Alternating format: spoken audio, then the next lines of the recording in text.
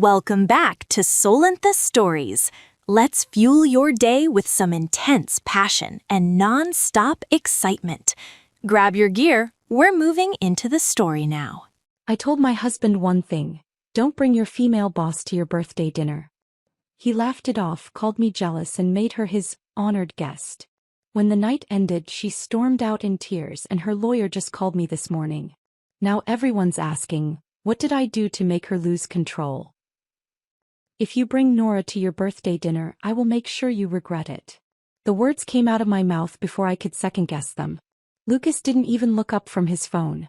He just laughed, that hollow sound that had replaced the genuine warmth I used to know, and kept scrolling through whatever was more important than this conversation. More important than us. Before we continue, I want to thank you for being here and supporting stories about boundaries, respect, and standing up for yourself. If you believe that documentation and evidence matter when protecting what's yours, please consider subscribing. It helps these stories reach others who need them. Now let's see what happens next. I sat across from him at our kitchen table on what should have been an ordinary Wednesday morning. The sun was coming through the window behind him, lighting up the gray threads in his dark hair that seemed to multiply every time I really looked at him. His coffee sat untouched in the ceramic mug I'd given him last Christmas, the one with his initials etched in gold that had cost me more than I wanted to admit. The coffee was probably cold by now, but he hadn't noticed. He never noticed anything anymore unless it came through his phone screen or had Nora's name attached to it. I'd been rehearsing those words for 3 days. Testing different versions in my head while I drove to work, while I showered, while I lay awake next to him at night listening to him sleep. I'd measured every syllable to make sure I didn't sound hysterical or emotional or any of the things he could use to dismiss what I was saying. My voice had come out exactly the way I wanted it to. Quiet. Steady. The same tone I used at work when I was documenting evidence that would eventually dismantle someone's entire case. But Lucas just laughed. "Jesus, Harper, you sound paranoid," he said, finally glancing up at me with those blue eyes that used to make my stomach flip in the best way. Now they just made me feel sick. There was nothing behind them when he looked at me anymore. No recognition of who I was or who we'd been together. Just mild irritation that I was interrupting whatever he was doing on his phone. "Nora's my boss," he continued, already looking back down at his screen. "It's a work dinner as much as it is my birthday. You know how important this promotion is.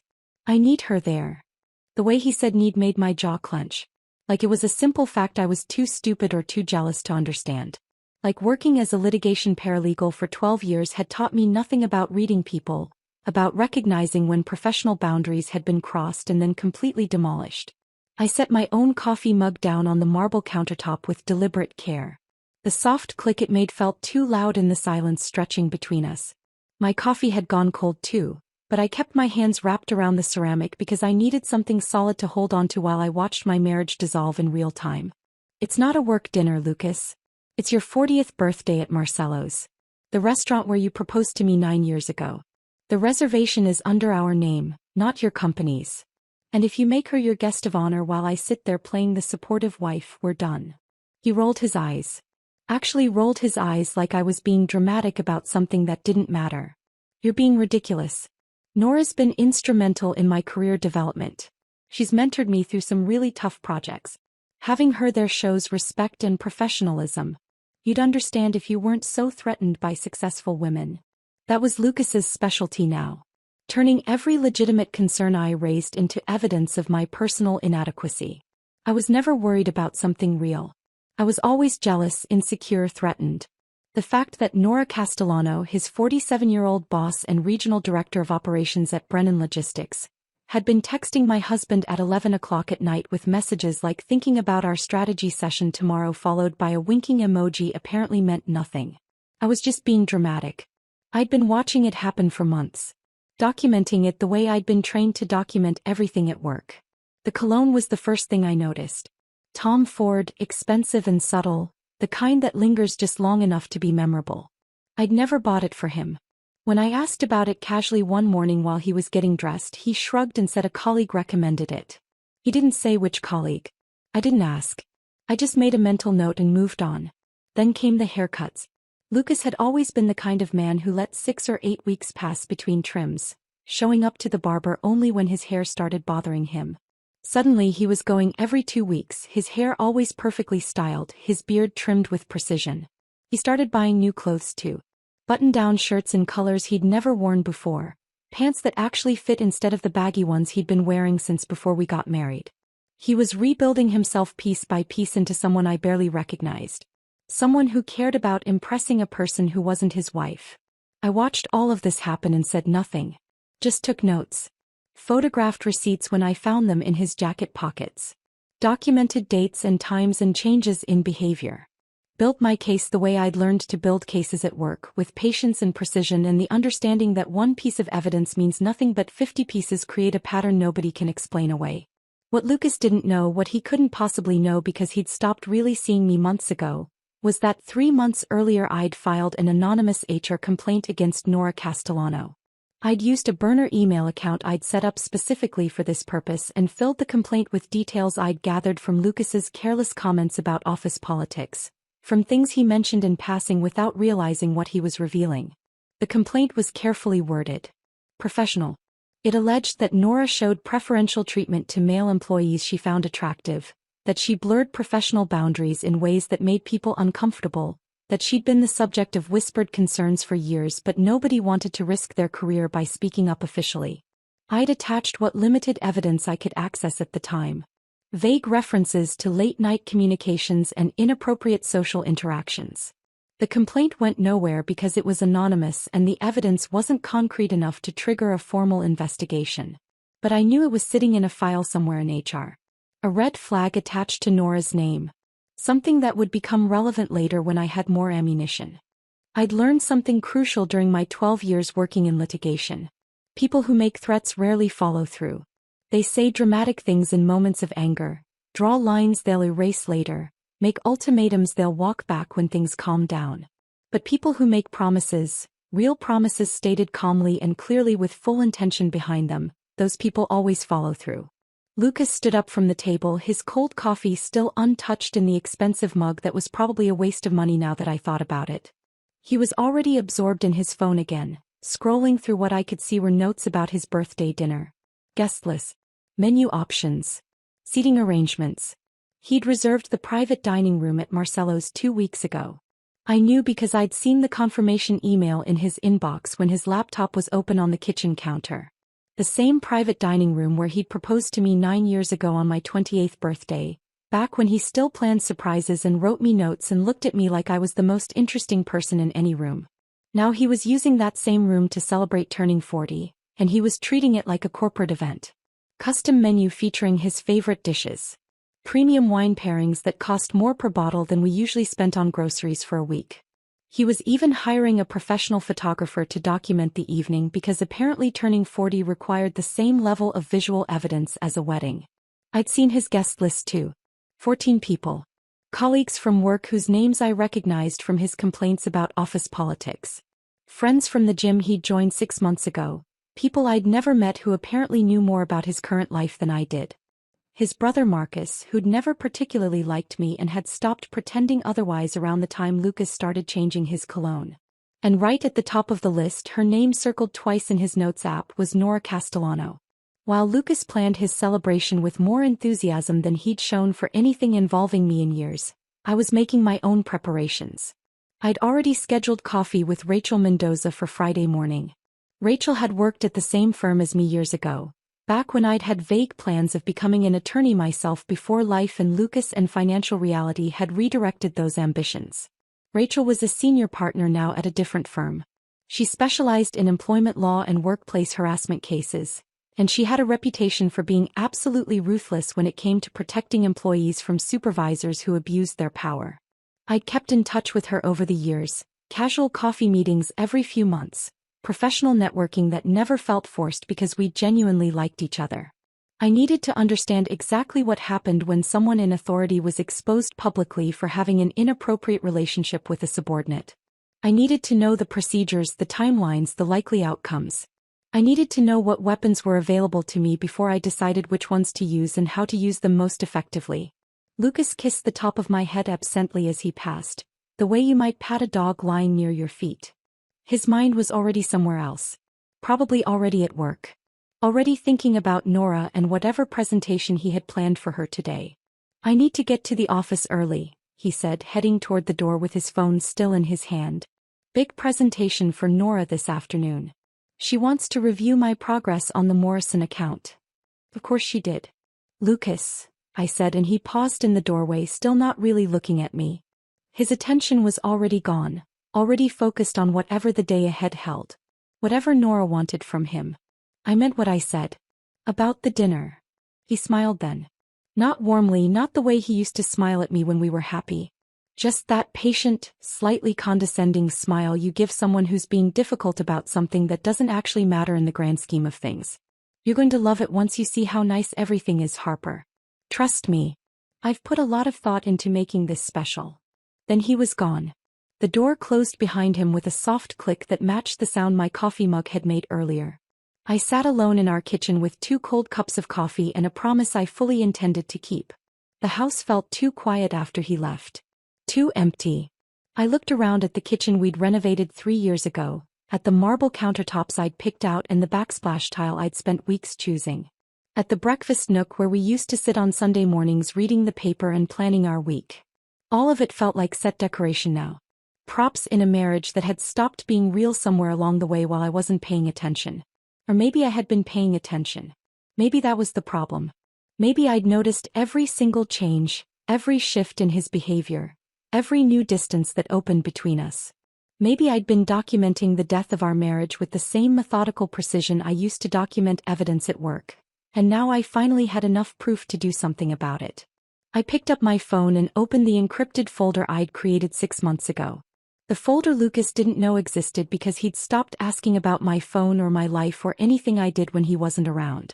Inside were 173 items. Screenshots of text messages I'd photographed from his phone while he was sleeping. Copies of expense reports I'd captured from his laptop showing dinners for 2 at restaurants we'd never been to together. Bank statements showing cash withdrawals that didn't match any receipts in our shared files. Credit card charges at hotels during times he'd claimed to be working late at the office.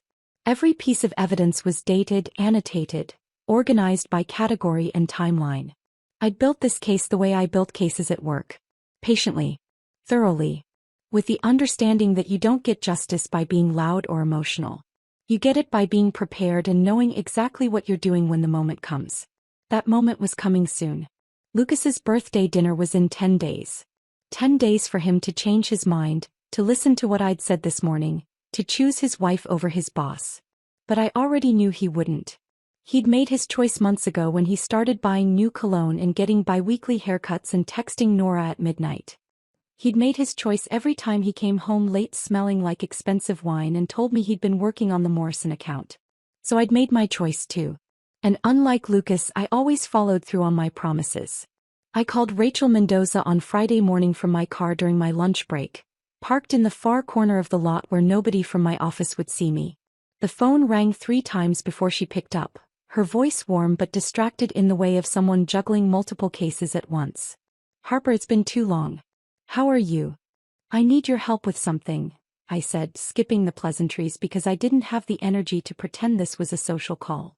"Can we meet for coffee? Somewhere away from our usual spots." There was a pause on the other end, and I could almost hear her shifting gears from casual friend to attorney mode. "How soon?" "Today if possible." "That's serious?" "Yes." We met at a cafe 40 minutes from both our offices, in a neighborhood neither of us had reason to visit. The kind of place where the coffee was decent but unmemorable, where the clientele was mostly people passing through on their way to somewhere else. Rachel arrived 10 minutes late, apologizing about a client call that had run over, her gray suit slightly wrinkled from what she explained had been a 14-hour day that started before sunrise. We ordered cappuccinos that cost $8 each and tasted like burnt beans, and I waited until we were seated in a corner booth before I spoke. If someone in a position of authority at a company is having an inappropriate relationship with a subordinate, and that relationship gets exposed publicly in a way that embarrasses the company, what happens? I stirred my coffee even though I'd added nothing to it. The motion gave me something to do with my hands while Rachel studied me with the sharp, assessing gaze of someone who'd spent 20 years representing employees against corporations. "Is this hypothetical?" "Not exactly." She leaned back in her chair, crossed her arms, and I watched her mind work through the implications of my question. Rachel had always been quick, one of the smartest people I'd worked with back when we were both starting out in law. She didn't need me to spell out what I was really asking. Depends on the company's policies and how much liability they're facing, she said finally. But typically, if there's documented evidence of an inappropriate relationship between a supervisor and subordinate, especially one that involves potential misuse of company resources or preferential treatment, the company moves fast. Immediate investigation. Suspension pending review. If the evidence is damning enough, termination and potential legal action for ethics violations. Even if the person is senior? Especially if they're senior. The higher up you are, the harder you fall, and the more incentive the company has to make an example of you. She paused, took a sip of her terrible coffee. Companies don't play around with this anymore, Harper. One viral moment, one public scandal, and their reputation is destroyed. They'll sacrifice anyone to contain it. I nodded slowly, absorbing this information. What kind of evidence would you need? Rachel smiled, but there was no humor in it. Documentation. Text messages, emails, expense reports, witness testimony. Anything that establishes a pattern of behavior. The more evidence you have, the less wiggle room they have to dismiss it as a misunderstanding. She looked at me carefully. Whatever you're planning, make sure you're protected. Document everything. Don't do anything that could backfire legally. I work in litigation, Rachel. Documentation is what I do. We talked for another 30 minutes about procedures and timelines, about how these investigations typically unfolded and what outcomes were most likely. By the time I left that cafe, I had exactly what I needed. A roadmap for what would happen once I pulled the trigger. Lucas spent the next 2 weeks planning his birthday dinner with an intensity one hadn't seen him apply to anything involving me in at least 3 years. Maybe longer. I watched it happen from the periphery of our marriage, invisible in my own home, and catalogued every detail. He obsessed over the seating chart. I found 4 different versions of it in the trash, each one slightly modified, each one positioning Nora Castellano immediately to his right in the spot that traditionally would have been mine. I was relegated to the middle of the table in every version, sandwiched between his brother Marcus and someone named Trevor from accounting. He spent hours researching wine pairings, calling Marcello's repeatedly to adjust the menu. I heard him on the phone one evening explaining that they needed to add a seafood course because his guest of honor loved oysters. He didn't mention that his wife was allergic to shellfish and would spend the entire course watching everyone else eat while she sat there with nothing. I watched all of this happen and felt something cold and calculated settle in my chest. It wasn't anger anymore. Anger was hot and reactive and clouded your judgment. This was something else. This was the feeling I got at work when I was building a case, when I could see all the pieces falling into place and knew exactly how it would end. Lucas showed me the final guest list one evening while I was making dinner. He wouldn't be home to eat. He pulled out his phone and scrolled through his notes app, pointing out each name like he was presenting evidence of how important he'd become. Trevor from accounting is coming and Miguel from operations. Oh, and the guys from my gym. You remember them, right? We met them at that charity run last year. I didn't remember them. I nodded anyway. And obviously Nora, he continued, his voice taking on a different tone when he said her name. Warmer. More animated. She's bringing a +1 apparently. Probably her husband. There it was at the top of his list, circled twice in red digital ink. Nora Castellano +1. Sounds like quite a party, I said, chopping vegetables with more force than necessary. It's going to be perfect. I really think this could be the night that solidifies the promotion. Having Nora there, showing her how well I network, how I bring people together. It's all part of the bigger picture. The bigger picture that apparently didn't include making his wife feel valued or respected or even acknowledged. Marcus called on Thursday evening, ostensibly to confirm he was attending Lucas's birthday dinner, but the conversation quickly revealed its real purpose. So Harper, Lucas tells me you're feeling insecure about his boss coming to dinner.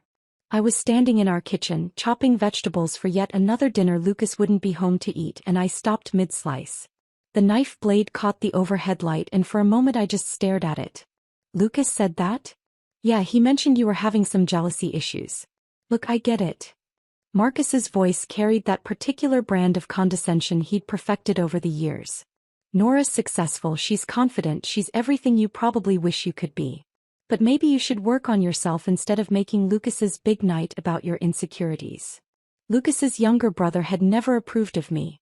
That much had been clear from the moment we met 10 years ago at a family barbecue where he'd asked what I did for a living and then spent 20 minutes explaining why paralegals were basically failed lawyers. He was a financial analyst who made good money and never let anyone forget it, who wore watches that cost more than my monthly salary and drove a car that probably cost more than our annual mortgage payments. I appreciate your concern, Marcus, I said, my voice carefully neutral even though I wanted to tell him exactly what I thought of his analysis of my psychological state. I'll make sure to work on myself. That's all I'm saying. Lucas is really stressed about this promotion, and the last thing he needs is you making scenes or being difficult at his party.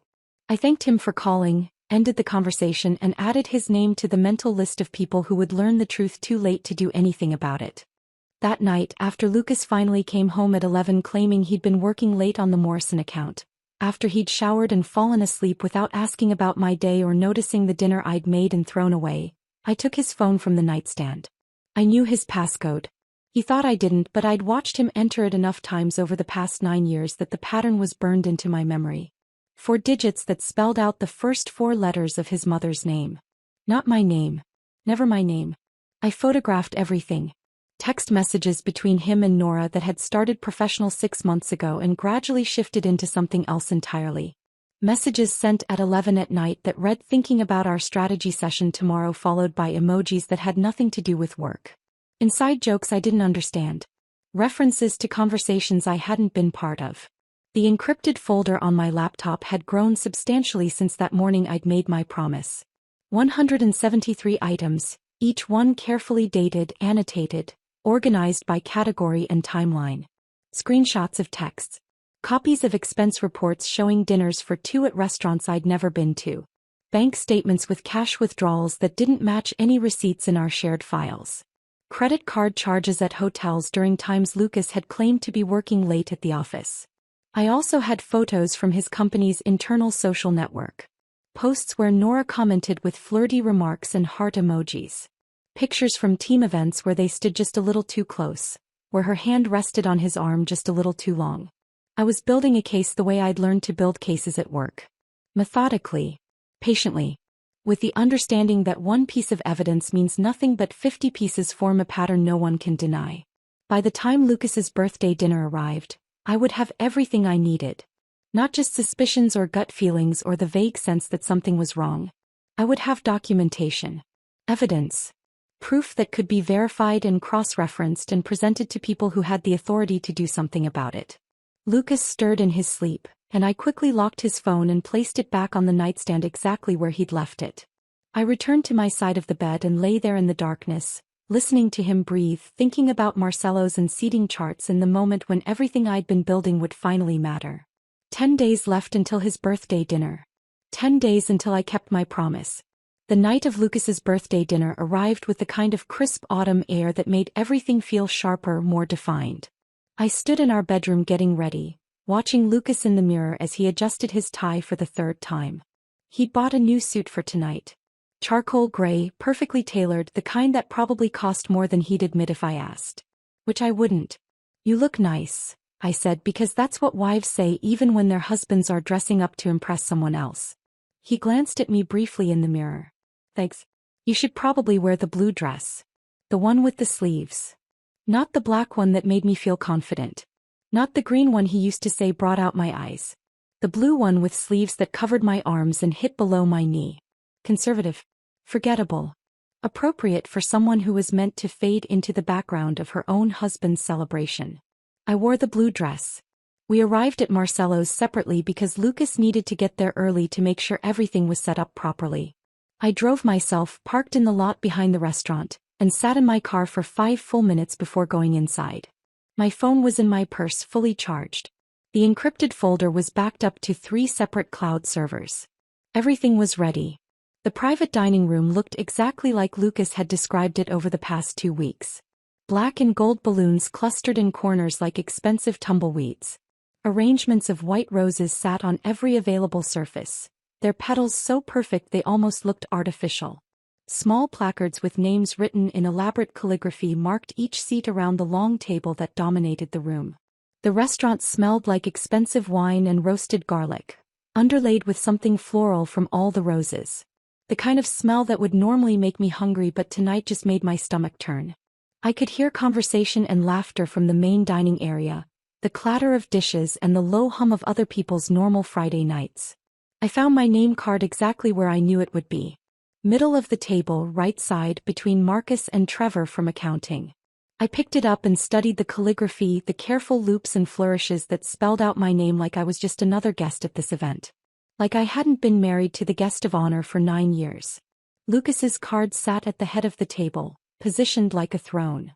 And immediately to his right, in the spot that every wedding I'd ever attended had taught me belonged to the spouse, was Nora's name. The calligrapher had added a little flourish to the final letter, making it look almost decorative. I stared at that card for a long moment, feeling something cold and final settle in my chest. This was really happening. He'd really positioned her there. Put her in my spot.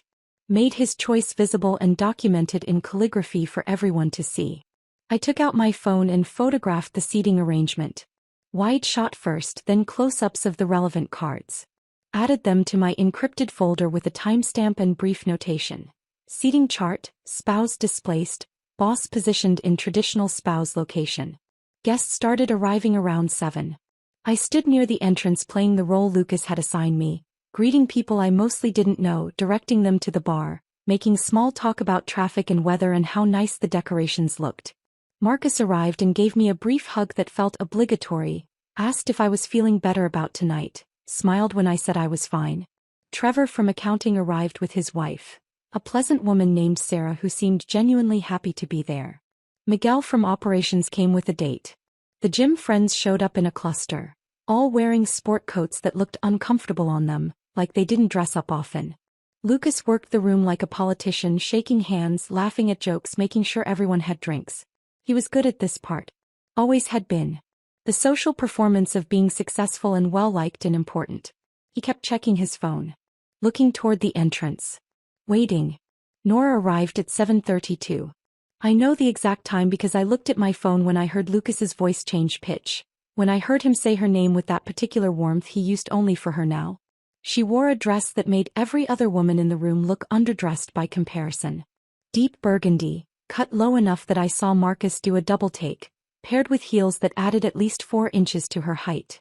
She carried herself like someone who'd never questioned her right to be in any room, who'd never faced consequences for anything because the rules simply didn't apply to people like her. Her husband wasn't with her.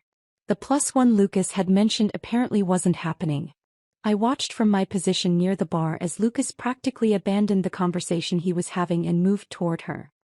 He took her coat himself, complimented her appearance loud enough that people turned to look, then guided her around the room making introductions like she was visiting royalty and we were all fortunate to be in her presence.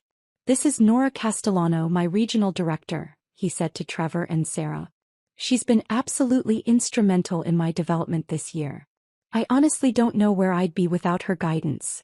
Nora smiled graciously, shook hands, made appropriate noises about how talented Lucas was, how much potential he had, how fortunate the company was to have him. When they reached me, Lucas's hand was on her lower back. A casual touch that looked comfortable. Familiar. "You remember Harper?" he said like I was someone Nora might have forgotten. Like I was peripheral to his life story. "Of course," Nora said, extending her hand. Her grip was firm, confident. "It's lovely to see you again. We'd met exactly twice before. Once at a company holiday party 2 years ago, and once when I'd stopped by Lucas's office to drop off his forgotten laptop. Both times she'd been professionally pleasant and completely forgettable. Now she was standing in front of me wearing a dress that cost more than my monthly salary, about to sit in my seat at my husband's birthday dinner. "You look beautiful," I said, because that's what women say to each other even when we mean other things. "Thank you. So do you." She didn't mean it. I could tell by the way her eyes barely registered my blue dress with sleeves before moving on to something more interesting over my shoulder. Lucas guided her toward the bar, his hand still on her back, and I watched them order drinks together. Watched him lean close to hear her over the ambient noise. Watched her laugh at something he said, touching his arm in that way people do when they're comfortable with each other's physical space. The photographer Lucas had hired was already working, moving around the room capturing candid moments. I saw him photograph Lucas and Nora at the bar, their heads bent together, both smiling. Saw him capture the moment Marcus clapped Lucas on the shoulder in congratulations for something. Saw him photograph the elaborate decorations, the roses, the calligraphy name cards. I made sure I was in none of those photos. Stayed at angles where the photographer's lens wouldn't naturally fall. This needed to be documented, but I didn't need to be part of the story it told. Dinner was called at 8. Everyone moved to their assigned seats, finding their name cards, settling into chairs around the long table. I watched Lucas pull out Nora's chair for her, watched her sit in the spot that should have been mine, watched him take his position at the head of the table with her immediately to his right. I sat between Marcus and Trevor, exactly where I'd been assigned. Sarah sat next to Trevor, which meant at least I had one friendly face nearby. She smiled at me warmly, commented on how lovely everything looked, asked if I'd helped plan the party. No, I said honestly. This was all Lucas. The first course arrived. Some kind of salad with arugula and shaved parmesan that probably tasted fine but turned to cardboard in my mouth. I pushed it around my plate and watched Lucas and Nora at the head of the table, deep in conversation that required them to lean close, that involved touching and laughing and a level of intimacy that had nothing to do with professional mentorship. Trevor tried to make conversation with me about cryptocurrency. He explained blockchain technology like I was 5 years old, used hand gestures to illustrate concepts he assumed I couldn't grasp. I nodded in appropriate places, made encouraging sounds, and thought about the evidence folder on my phone that was about to destroy everything Lucas had built. The main course came. Filet mignon for most of the table, and the seafood course Lucas had added specifically because Nora loved oysters. I watched her eat them, watched Lucas watch her eat them, watched this entire performance play out while I sat invisible between two men who'd barely acknowledged my existence. The photographer moved around the table during dinner, capturing moments. The group laughing at some joke. Marcus raising his glass. Miguel and his date in conversation. And repeatedly, constantly Nora and Lucas together. Their body language in every photo telling a story that any reasonable person could read. I pulled out my phone under the table and checked the time. 8:45. The toast would come soon after the main course was cleared, before dessert arrived. Lucas had mentioned the schedule during one of his planning sessions. He'd choreographed this entire evening down to the minute. I opened my email app and started composing 3 messages. Same subject line for each. Urgent ethics violation requiring immediate review. Same attachments. 173 pieces of evidence, organized by date and category. Different recipients. General Counsel of Brennan Logistics, the company's ethics hotline, and Patricia Chin, the CEO's executive assistant who owed me a favor from 5 years ago. I didn't send them yet. I waited. Because I needed one more piece of evidence. The final piece that would make everything undeniable. Dessert plates were cleared. Coffee was served. Lucas stood up, tapped his wine glass with a fork, and the room gradually quieted to hear what the birthday boy had to say. Lucas stood at the head of the table with his wine glass raised, his cheeks flushed from alcohol and attention. The room had quieted completely. All 14 guests turned toward him expectantly. This was his moment. The speech he'd probably been rehearsing for days. I want to thank everyone for being here tonight, he began, his voice carrying easily across the private dining room. Turning 40 feels like a real milestone, you know? And sharing it with the people who matter most means everything to me. He paused, let the moment breathe, and I watched him scan the faces around the table. His gym friends nodding supportively. Miguel and his date smiling politely. Trevor and Sarah looking engaged. Marcus with that expression of brotherly pride he always wore at family events. Lucas's eyes didn't land on me. Not even for a second. But I especially want to recognize someone who's been instrumental in my growth this past year. He turned slightly toward Nora, his body language shifting into something more intimate, more personal. Nora, you've pushed me to exceed every expectation I had for myself. You've helped me reach for goals I didn't think were possible. You've made me into the professional I've always wanted to be. His voice had taken on a quality I recognized from our early years together. The same warmth he used to reserve for talking about us, about our future, about the life we were building. Now he was using it for her. You invested in me when others overlooked me. You believed in me when I doubted myself. And I honestly don't know where I'd be without your guidance and support. He raised his glass higher and the table followed suit, everyone lifting their wine glasses in preparation for the toast. To my honored guest, my mentor, and someone I'm incredibly grateful to have in my life. To Nora Castellano. The room erupted in polite applause. Glasses clinked. People took sips of their wine and made appreciative noises about the sentiment. And then Nora stood up. She moved around the table toward Lucas with a smile that looked genuinely touched, genuinely emotional.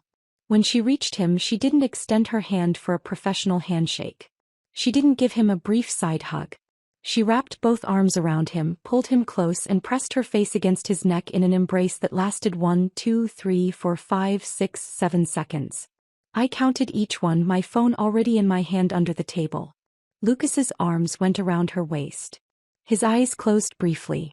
His entire body relaxed into the hug in a way that spoke of familiarity, of comfort, of a physical intimacy that had nothing to do with professional mentorship. The photographer captured it from multiple angles. I could see the flash going off, could see him moving to get different perspectives on this moment that Lucas had apparently decided was worth documenting for posterity. When they finally separated, Nora said something to Lucas that I couldn't hear from my position in the middle of the table. Whatever it was made him smile in a way that transformed his entire face, made him look younger and happier than I'd seen him in months. I opened my email app and pulled up the 3 draft messages I'd prepared earlier. Same subject line for each. Same body text. Same attachments. 173 pieces of evidence, plus the seating chart photos I'd taken earlier, plus whatever images the photographer would eventually provide. My finger hovered over the send button for exactly 5 seconds. This was it. This was the point of no return. Once I sent these emails, everything would change. Lucas's career would be in jeopardy. Nora's career would likely be over. Our marriage would definitely end, though it had probably ended months ago when Lucas started buying new cologne and getting bi-weekly haircuts. I clicked send at exactly 9:43 in the evening, watching the 3 messages disappear from my outbox and enter the digital void where they would arrive in 3 different inboxes at Brennan Logistics and set off a chain reaction I'd carefully planned. Then I finished my wine, set down my glass, and excused myself to the restroom. The bathroom at Marcello's was all marble and soft lighting, the kind of place designed to make people feel elegant and sophisticated. I stood at the sink and reapplied my lipstick with hands that were surprisingly steady. My reflection looked calm, composed, like a woman who just enjoyed a nice dinner rather than one who just potentially destroyed 2 careers with 3 carefully worded emails. I took my time, washed my hands, fixed a strand of hair that had come loose from my updo, checked my phone to confirm the emails had sent successfully. All 3 showed as delivered. No bounce backs. No errors. When I returned to the dining room 10 minutes later, I could immediately see that something had shifted. The energy in the room had changed from celebratory to tense. Conversations were happening in hushed tones. People were glancing toward the head of the table where Nora sat with her phone face up, screen illuminated with an incoming call. She stared at the screen for a long moment before answering. I watched her face transform in real time. Confident to confused to concerned to absolutely horrified, all in the span of maybe 10 seconds. "Yes, this is Nora Castellano," she said into the phone, standing abruptly and moving away from the table toward the hallway. "What? No, I'm at a dinner. Can this wait until Monday?" Apparently it couldn't because she kept walking, her voice rising in pitch as she moved out of earshot. I could see her through the doorway, pacing in the hallway, her free hand gesturing frantically. Her body language had gone from poised and confident to agitated and defensive. Lucas watched her go, confusion clear on his face. The other guests had stopped pretending not to notice. Trevor leaned over and whispered to me, "What do you think is happening?" I shrugged, picked up my wine glass even though it was empty. "I have no idea." Marcus caught my eye from across the table, his expression suspicious in a way that made my stomach tighten. He'd never liked me, but he knew his brother well enough to sense when something was off. I held his gaze for a moment, then looked away, focusing on the wilting roses in the centerpiece. Nora was on the phone for 5 full minutes. I watched Lucas check his own phone repeatedly, probably hoping for a text from her explaining what was happening. The other guests made awkward small talk, pretending everything was normal while clearly being deeply invested in whatever drama was unfolding. When Nora finally returned to the table, her face was pale under her makeup.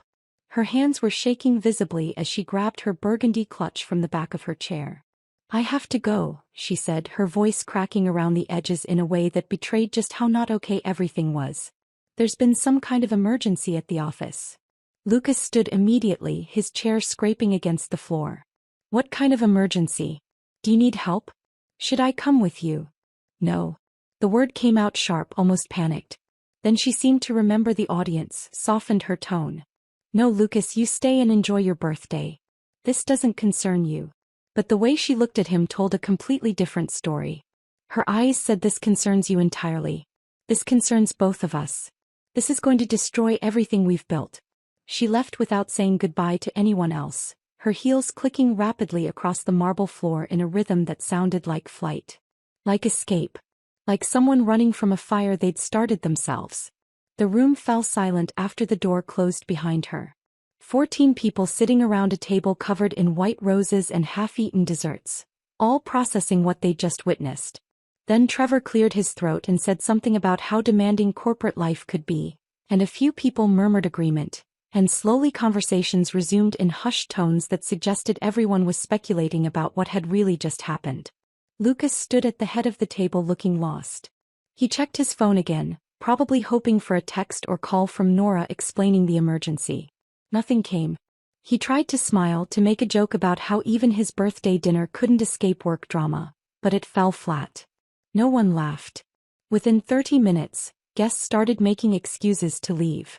Sarah claimed an early morning. Miguel remembered a prior commitment he'd somehow forgotten about until just now. The gym friends left as a group, clapping Lucas on the back and thanking him for dinner on their way out. By 10:30, only 3 of us remained in the private dining room that had been full of celebration an hour earlier. Lucas sat at the head of the table, Marcus was nursing what was probably his 5th drink, and I gathered my coat from the back of my chair with slow, deliberate movements. The white roses had started to wilt in the warm room, their perfect petals dropping onto the tablecloth like surrender flags. The black and gold balloons sagged slightly in their corners. The elaborate calligraphy name cards sat at empty seats, documenting who had been here to witness whatever this evening had been. Lucas stared at his phone like it held answers to questions he didn't yet know to ask. "What the hell was that about?" he said, not quite directing the question at anyone specific but looking in my direction like I might have insight. I finished buttoning my coat, picked up my purse and smiled at him with an expression that I knew didn't reach my eyes. "I have no idea, darling. But I'm sure you'll find out soon enough." I walked to where he sat, leaned down and kissed his cheek. His skin was warm from wine and stress. I could smell his expensive cologne, the Tom Ford I'd never bought him. "Happy birthday," I whispered, then left him sitting there surrounded by half-empty wine glasses, wilting roses, and the ruins of the celebration he'd spent 2 weeks planning. I drove home from Marcelo's alone, the city lights blurring past my windows as I navigated streets I'd driven 1,000 times before. My hands were steady on the wheel. My breathing was calm. I felt nothing, which was strange considering I'd just set in motion events that would destroy my husband's career and end my marriage. The house was dark when I pulled into the driveway. Lucas hadn't come home yet. Probably still at the restaurant trying to understand what had happened to Nora, why she'd fled his birthday dinner like the building was on fire. Or maybe he'd gone to Marcus's place to drink and complain about how the evening had been ruined by some mysterious work emergency. I went inside, hung up my coat and poured myself a glass of wine I didn't really want but felt like I should drink anyway. Stood in our kitchen looking at the marble countertops and stainless steel appliances and thought about how much money we'd spent renovating this space 3 years ago. How we'd argued about cabinet hardware and backsplash tiles. How Lucas had insisted on the expensive coffee maker that he never used anymore because he always stopped at the coffee shop near his office on the way to work. My phone sat on the counter, screen dark and silent. The emails had been sent 9 hours ago. By now, someone at Brennan Logistics had seen them. Multiple someones.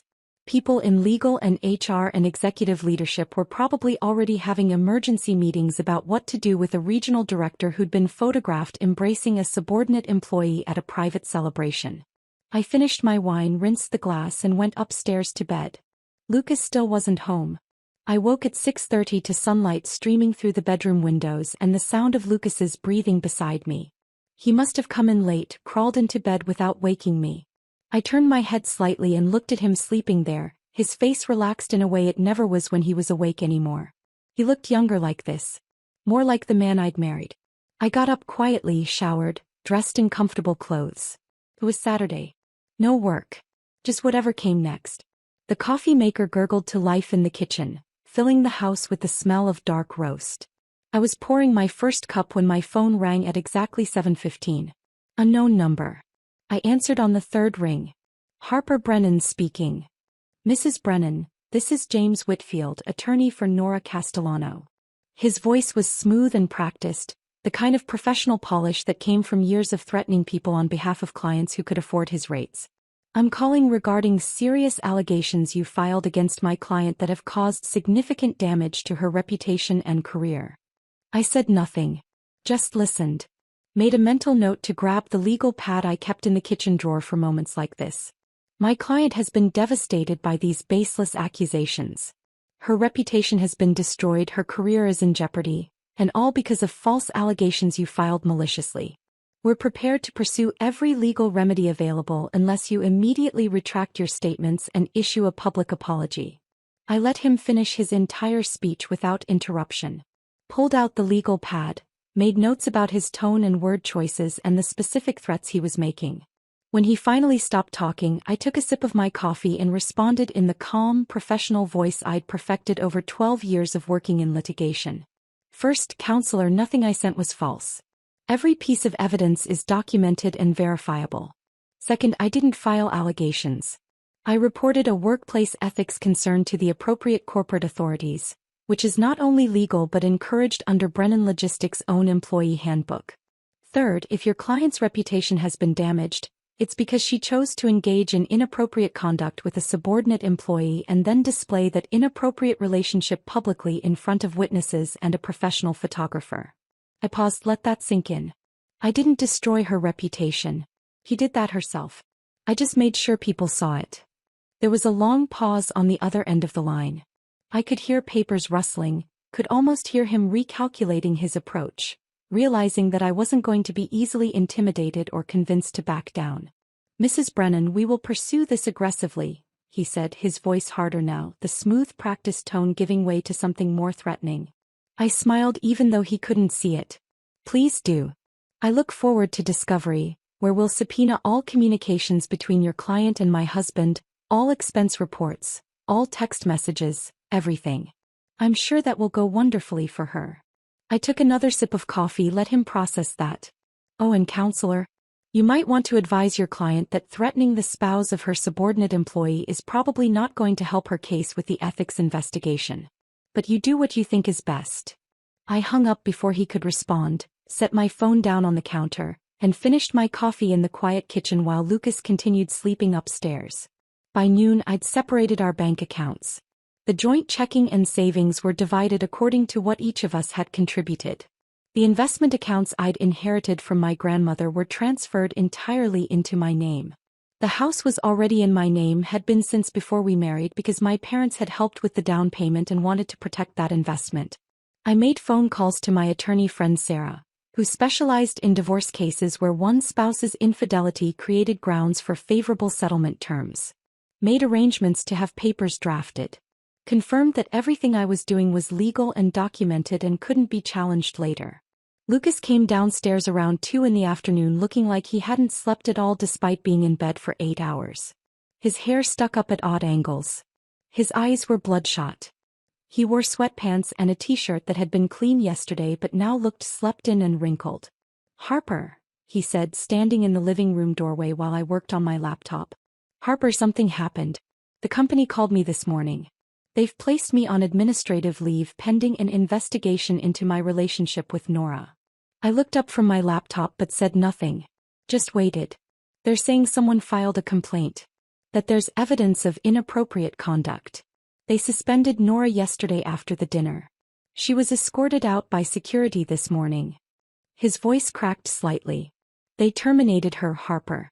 They fired her for ethics violations. He looked at me like I might have answers, like I might be able to explain how his perfect birthday celebration had turned into a career-ending disaster in less than 24 hours. What did you do? His voice wasn't angry yet. Just confused. Desperate for understanding. Like maybe this was all some terrible misunderstanding that could be fixed if only someone would explain what was happening. I closed my laptop carefully and stood up. Walked to the side table where I'd placed the manila envelope I'd prepared that morning. Picked it up and held it for a moment, feeling the weight of the papers inside. Everything I'd been building toward for months, reduced to a single envelope. I made you a promise, I said simply, crossing the room to hand it to him.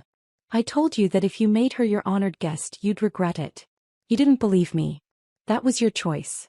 Lucas took the envelope with hands that were shaking slightly. Opened it and pulled out the papers inside. I watched his face as he read the first page. Divorce petition. His eyes widened, confusion giving way to shock. He flipped to the second page. Financial disclosures showing how I'd separated our assets, how everything was already divided, how the house was in my name and would remain in my name. How his access to our joint accounts had been restricted. He went back to the first page, read it again like maybe he'd misunderstood something crucial. Harper, what is this? You're divorcing me? Over inviting my boss to my birthday dinner. I walked back to the side table and picked up a single photograph I'd printed that morning. The photographer had sent a preview gallery late last night, probably trying to get final approval before processing payment. I'd downloaded every image that featured Lucas and Nora together. This one was the most damning. 7 seconds captured from the perfect angle. Nora's face pressed against Lucas's neck. His arms wrapped around her waist. Both of them with their eyes closed, completely absorbed in an embrace that had nothing to do with professional mentorship and everything to do with intimate familiarity. I handed him the photograph. Watched him stare at it, watched the color drain from his face as he saw himself through my eyes. Through the eyes of everyone at that dinner.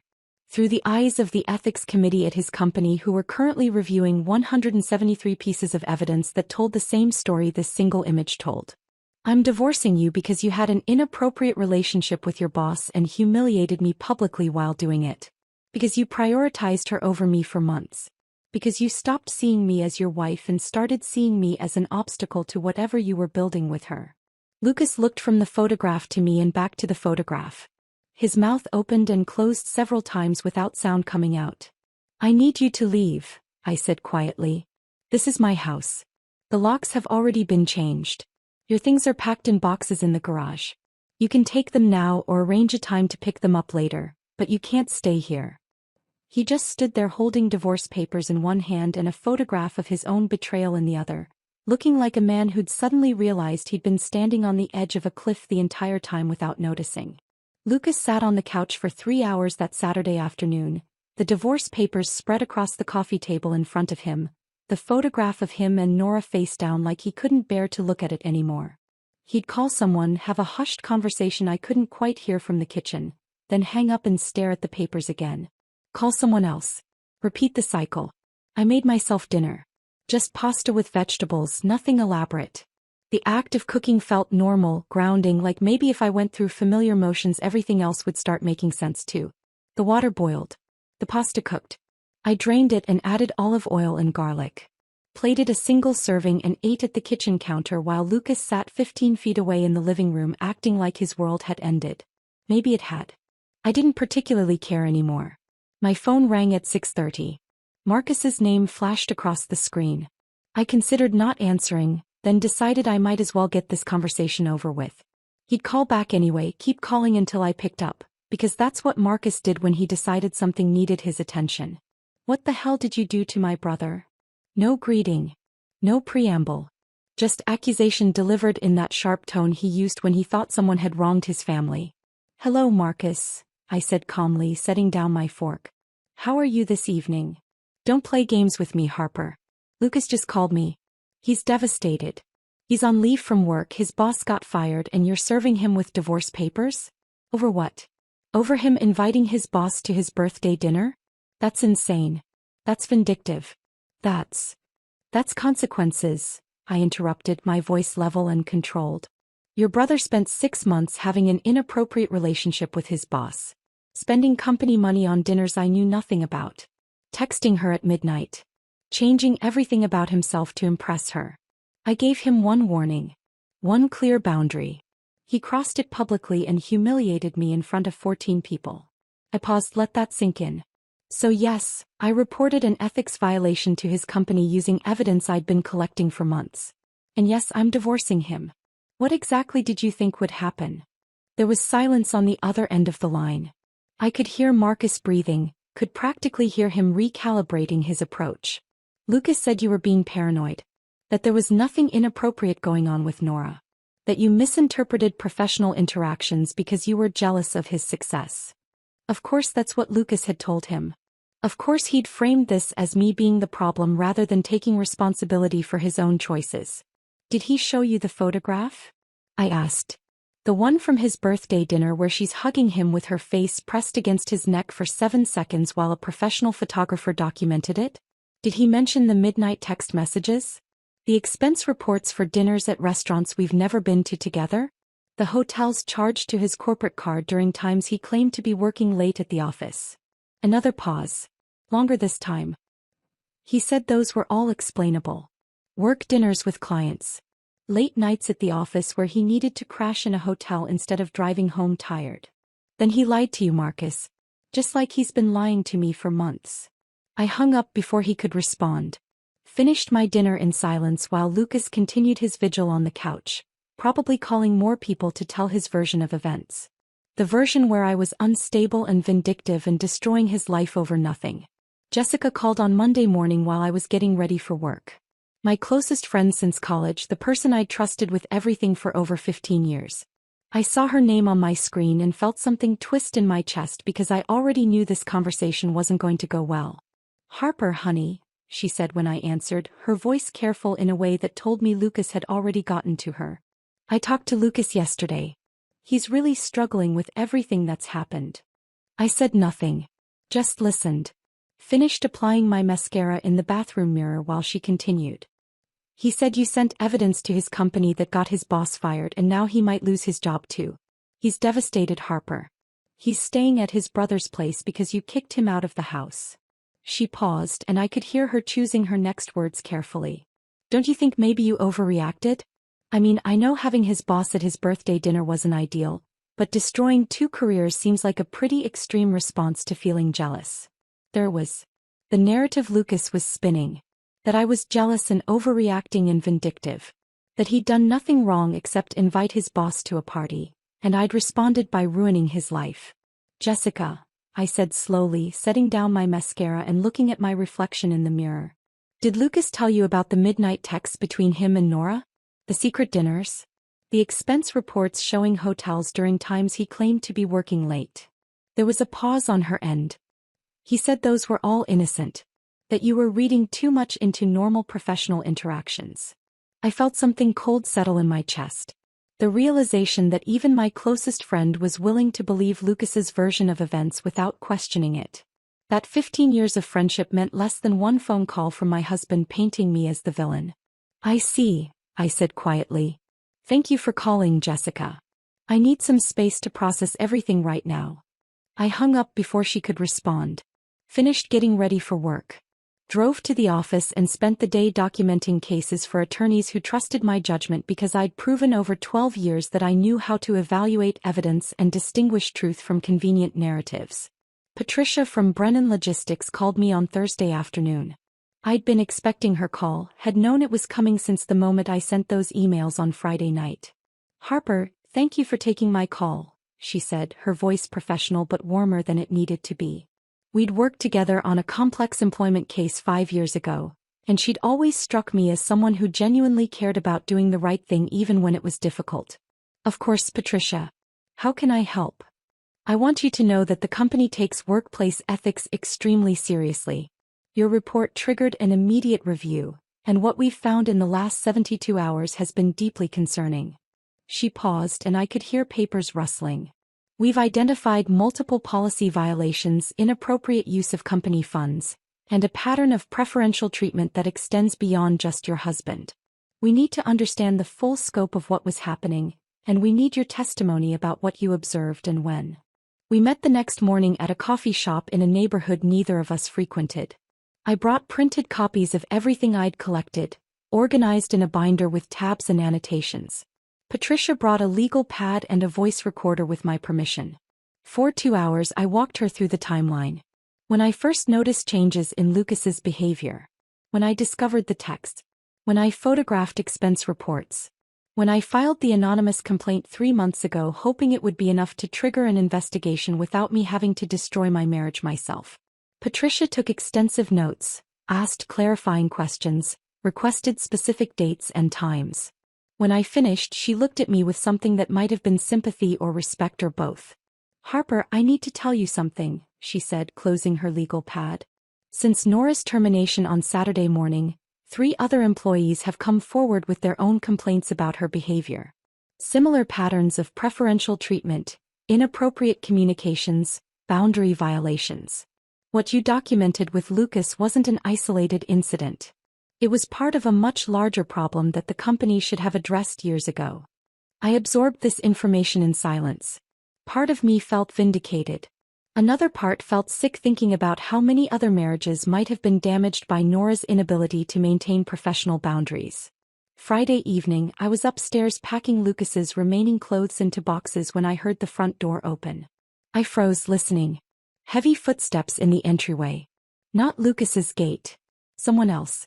Marcus appeared at the top of the stairs before I could react, his expensive suit wrinkled from a long work week. His expression set in that particular combination of anger and righteousness he wore when he thought someone in his family had been wronged. "We need to talk," he said, not asking permission, just announcing his presence like he had every right to be in my house uninvited. I set down the box I was packing and looked at him calmly. "You need to leave, Marcus. This is my house and you don't have permission to be here. Lucas gave me a key years ago. I'm not leaving until we talk about what you're doing to my brother." He crossed his arms, positioned himself at the top of the stairs like he was blocking my exit. "Lucas is falling apart. He's staying at my place because you won't let him in his own house. He's drinking too much. He can't sleep. And you're up here packing his things like he's some stranger you're evicting." I met his gaze without flinching. "What happened to respecting your spouse, Marcus? What happened to maintaining appropriate boundaries with your boss? What happened to listening when your wife tells you something makes her uncomfortable? This isn't about boundaries. This is about you being threatened by a successful woman and punishing Lucas for having an important professional relationship." I picked up the photograph from the bedside table where I'd left it. The 7-second hug captured from the perfect angle. Walked over and handed it to Marcus. "Look at this and tell me it's just a professional relationship." He looked at the image. His jaw tightened. He handed it back to me without comment. "I worked through problems for 9 years, I said quietly. I compromised and adapted and stayed quiet while Lucas prioritized his career over our marriage. But I will not stay quiet while he has an affair and then acts surprised that there are consequences." Marcus stood there for a long moment, the fight seeming to drain out of him as he processed what I'd said. "You need to leave now," I repeated. "And give me that key before you go." Marcus left without another word, fishing the spare key from his pocket and dropping it into my outstretched hand before walking down the stairs and out of my house. I heard his car start in the driveway, listened to the sound fade as he drove away, then went back to packing Lucas's things into boxes that would remove the last physical traces of him from the space we'd shared for 5 years. The weekend passed in a strange kind of quiet. I cleaned the house thoroughly, scrubbing away 9 years of accumulated life together. Donated items Lucas hadn't taken that held no sentimental value. Rearranged furniture to change the energy of rooms that felt too full of memories I no longer wanted.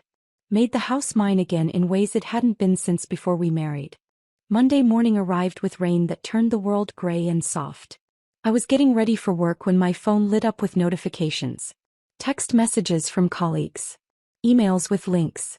A voicemail from Patricia at Brennan Logistics giving me a heads up about something that was about to become very public. I opened the first link and found myself reading a press release on Brennan Logistics' official website, time-stamped at 8 in the morning. The statement was brief, professionally worded, and absolutely devastating in its implications. Brennan Logistics had terminated Regional Director Nora Castellano following an internal investigation that revealed multiple violations of company ethics policies, including inappropriate relationships with subordinate employees and misuse of company resources. The company was conducting a comprehensive review of all personnel decisions made under her supervision and remained committed to maintaining the highest standards of professional conduct. The statement didn't mention Lucas by name. It didn't need to. Everyone in his department would know exactly what inappropriate relationships with subordinate employees meant. Everyone who'd been at that birthday dinner would understand what had triggered this investigation. My phone rang within minutes. A former colleague asking if I'd seen the news. Another asking if I was okay, if there was anything she could do. A third simply saying she'd always known something was off about Nora but hadn't felt safe saying anything until now. I responded to each with brief, professional acknowledgments. Confirmed I was fine. Declined offers of support that felt more like fishing for gossip than genuine concern.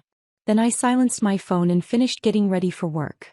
By Tuesday morning, the story had taken on a life of its own beyond corporate press releases and internal gossip. Someone had leaked photos from Lucas's birthday dinner to a workplace blog called Corporate Confessions, and the post was going viral across every social media platform where professionals gathered to judge other people's mistakes. I found the blog post through a LinkedIn notification, someone I barely knew sharing it with commentary about professional boundaries and workplace ethics. The headline read, "When Mentorship Crosses the Line, a birthday dinner that ended 2 careers." The post featured professional quality images from the photographer Lucas had hired. Multiple angles of the 7-second hug, Nora's face pressed against his neck, his arms wrapped around her waist, both of them with their eyes closed in an embrace that spoke of intimacy and familiarity. Photos of them at the head of the table, leaning close in conversation, her hand on his arm. Images that told a story anyone could read regardless of what Lucas claimed about the nature of their relationship. And there, in the background of several photos, was me. Sitting in the middle of the table between Marcus and Trevor, looking directly at the camera with an expression the blogger described as, the wife who knew exactly what was happening and was already planning her next move. I stared at that description for a long moment. The blogger had no idea how accurate that assessment was. No idea I'd been sitting there with my phone under the table, finger hovering over the send button on 3 emails that would destroy everything Lucas had built. The post had been shared over 2,000 times by mid-morning. The comments section was filled with people analyzing every detail of the photos, debating whether the relationship had been physical or just emotional, discussing corporate ethics policies and power dynamics and what should happen to employees who violated professional boundaries this egregiously. Lucas's name was suddenly searchable. Linked forever to this scandal. His professional identity reduced to the guy who had an inappropriate relationship with his boss and got caught at his own birthday dinner. I closed the blog post and went back to work. Documented evidence for cases that had nothing to do with my personal life. Found comfort in the familiar rhythm of legal processes and procedures that made sense in ways human relationships apparently didn't. Wednesday afternoon, my phone rang with a number I didn't recognize. I almost didn't answer, then decided at the last moment to pick up. "Mrs. Brennan? This is David Castellano. I'm Nora's husband." He paused and I could hear him breathing heavily on the other end. Or I was her husband. "I filed for divorce yesterday." I said nothing for a moment, processing this information. Then, "I'm sorry you're going through this. I found text messages between her and your husband going back 8 months. Hundreds of them." His voice cracked slightly. Messages that were way beyond anything professional. Late-night conversations about personal things. Inside jokes. Plans to meet for dinners and drinks. She saved his contact under a fake name in her phone, which is how I never noticed before. He kept talking and I let him. Sometimes people just needed to speak their truth out loud to someone who would understand without judgment.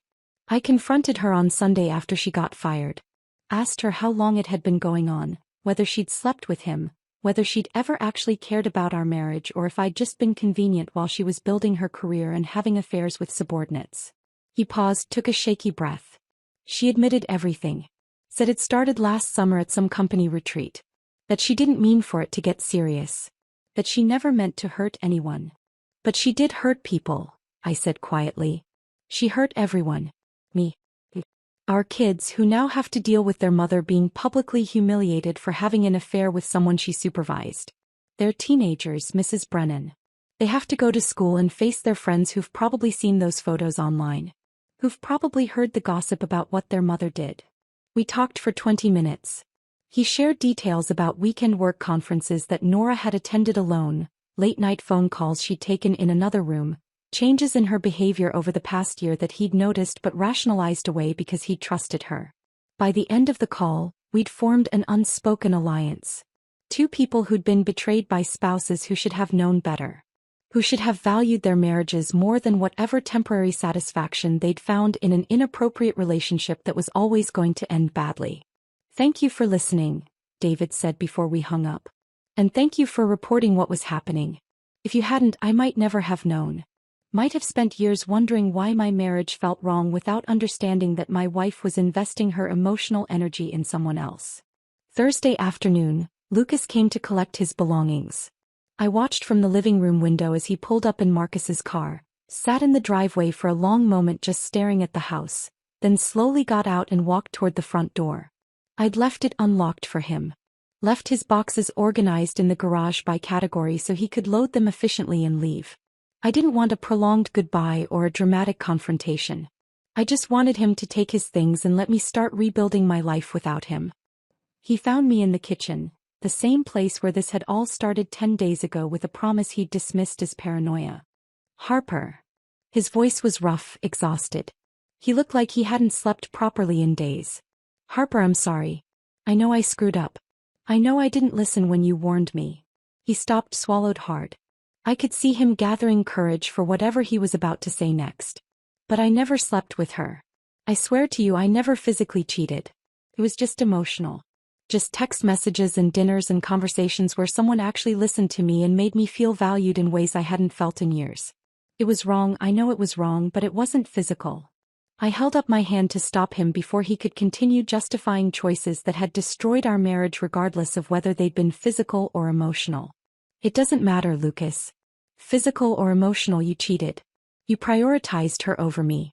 You humiliated me at your birthday dinner in front of everyone we know. And now you're facing consequences for choices you made over and over again for months." I set down my coffee mug and looked at him directly. "I'm not interested in your apologies or your justifications. Take your things and leave." Lucas stood in my kitchen for a long moment after I told him to take his things and leave. His mouth opened and closed several times like he was searching for words that might change the outcome of this conversation, might undo the consequences of choices he'd made over and over again for 8 months.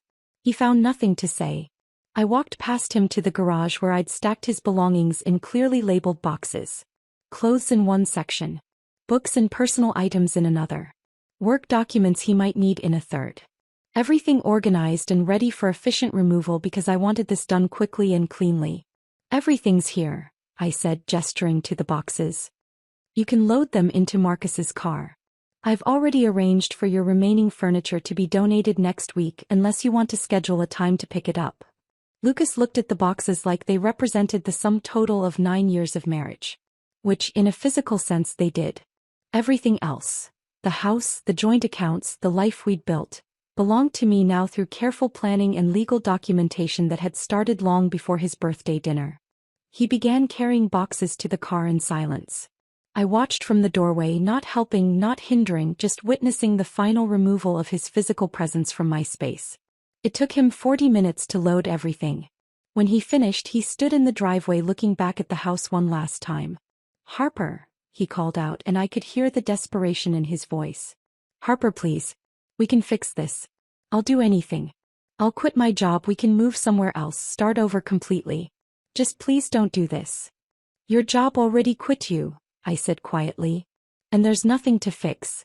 This marriage ended months ago when you started prioritizing Nora over me. I'm just making it official." He got in the car and drove away.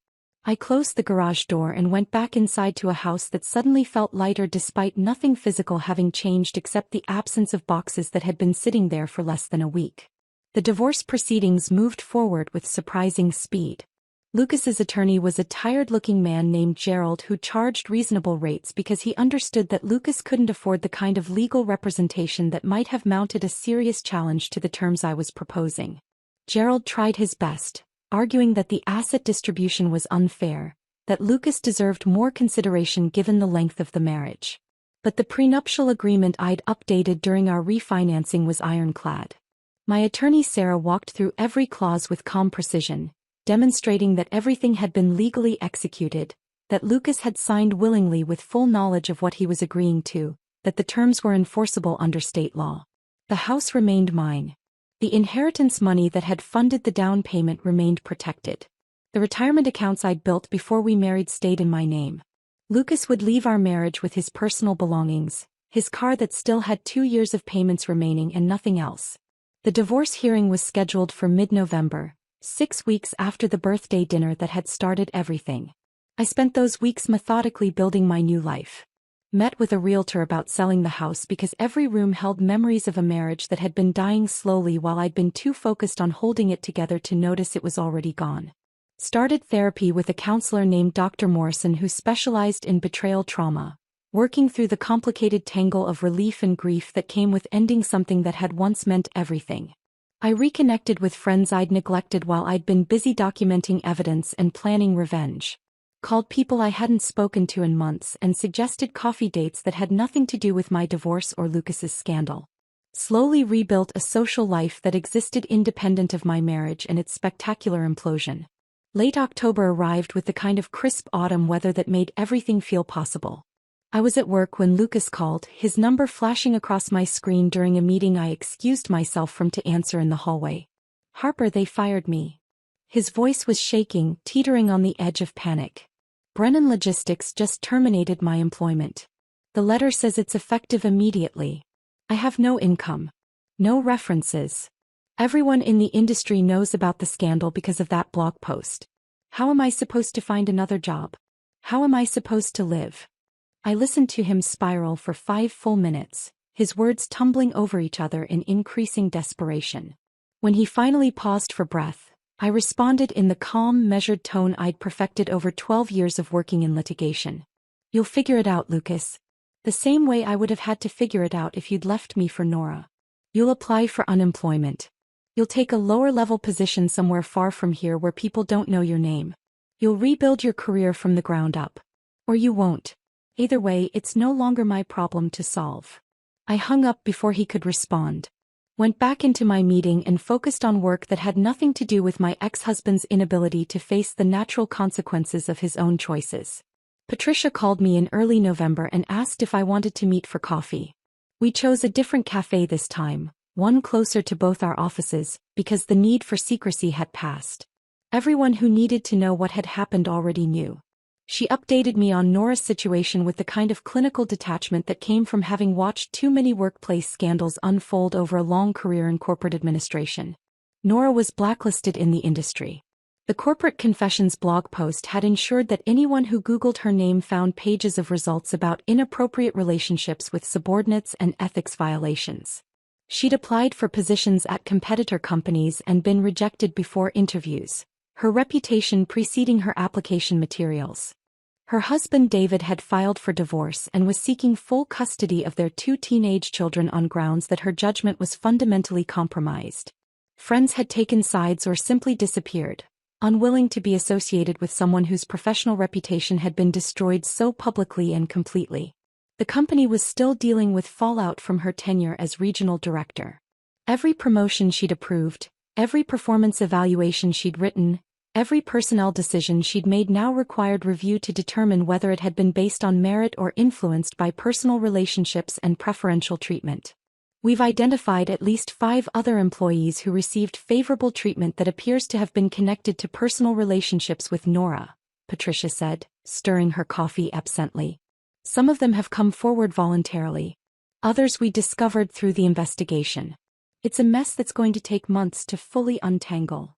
I absorbed this information in silence. Part of me felt vindicated. Another part just felt tired. Tired of thinking about Nora and Lucas and the choices they'd made that had damaged so many lives beyond just their own. "Thank you for telling me," I said finally. "I appreciate you keeping me informed." Patricia nodded. "You did the right thing, Harper. Reporting what was happening. A lot of people wouldn't have had the courage to document everything and follow through. They would have just quietly suffered and let the behavior continue." 6 months passed. Spring arrived with cherry blossoms and longer days and the feeling that maybe the worst was finally behind me. The divorce had been finalized in November with terms exactly as I'd proposed. Lucas had moved to another city where Marcus had helped him find a position in middle management at a smaller logistics company that hadn't heard about the scandal or had decided to give him a second chance. I stood in my new apartment on the other side of town, smaller than the house but entirely mine, and felt something I hadn't felt in years. Peace. The kind that came from knowing I'd done the right thing even when it was hard. Even when it meant destroying my marriage and my husband's career and facing judgment from people who thought I'd overreacted or been vindictive or taken revenge too far. Jessica had called in December to apologize. Admitted that Lucas had manipulated the story when he'd first talked to her, that she should have known better than to take his version of events at face value without asking for mine. We'd started meeting for coffee again on Saturday mornings, slowly rebuilding a friendship that had suffered collateral damage from my divorce. Work had promoted me in January. My dedication and attention to detail earning recognition from partners who appreciated employees who understood the value of proper documentation and ethical procedure. The promotion came with a salary increase that made the apartment affordable and allowed me to start saving for whatever came next. I'd even started dating again. Carefully. Taking my time. Building something new with someone who respected boundaries and listened when I spoke and seemed to understand that trust was something earned through consistent action rather than empty promises. People still asked me sometimes what I'd done that night at Marcello's to make Nora lose control. What I'd said or done that had caused her to flee the restaurant and get fired within hours. I always gave them the same answer. I didn't make her do anything. I just made sure that when she chose to cross every professional and personal line in front of witnesses, there were consequences. For everyone involved. Because that was the truth. I hadn't destroyed Lucas's career or Nora's reputation. They'd done that themselves with choices they'd made repeatedly over months. I'd simply documented it, reported it through proper channels, and allowed consequences to follow their natural course. Some people called it revenge. I called it justice. And either way, I was finally free.